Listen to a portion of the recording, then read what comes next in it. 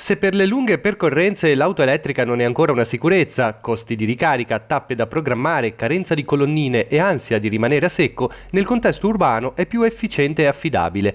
A Santa Margherita Ligure l'amministrazione, come quelle di altri comuni liguri, da anni punta sull'elettrico in città. 2 vetture sono in dotazione alla polizia locale. Siamo saliti a bordo della più recente, che ha un'autonomia di circa 300 km.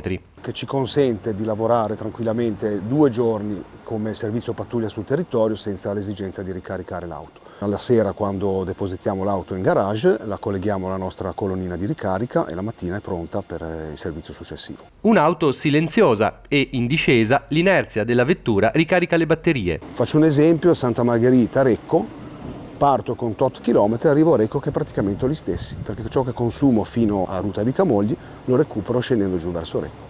Per una famiglia tipo di 4 persone sarebbe la macchina ideale, ma i costi sono ancora troppo elevati. I comuni sostengono la transizione all'elettrico per sensibilizzare e dare un piccolo segnale. Santa Margherita Ligure ha introdotto 2 anni fa inoltre il bike sharing. L'anno scorso abbiamo avuto 41.000 noleggi tra luglio e settembre, con punte anche di 1.000 noleggi al giorno, quindi dati importanti che hanno comportato ad esempio un risparmio di CO2 pari a 14 tonnellate. Quest'anno, annuncia il sindaco, sarà implementato anche il car sharing. Stiamo pensando proprio a una modifica della regolamentazione comunale per consentire un car sharing efficiente sul territorio. Novità in arrivo anche per la Corrierina del Mare, il servizio di collegamento giornaliero gratuito tra le frazioni e i punti principali della cittadina. Che oramai ha tanti anni di esperienza alle spalle, ma che quest'anno, insieme a MT, come abbiamo dichiarato giusto qualche settimana fa, vorremmo trasformare anche lei in un mezzo elettrico.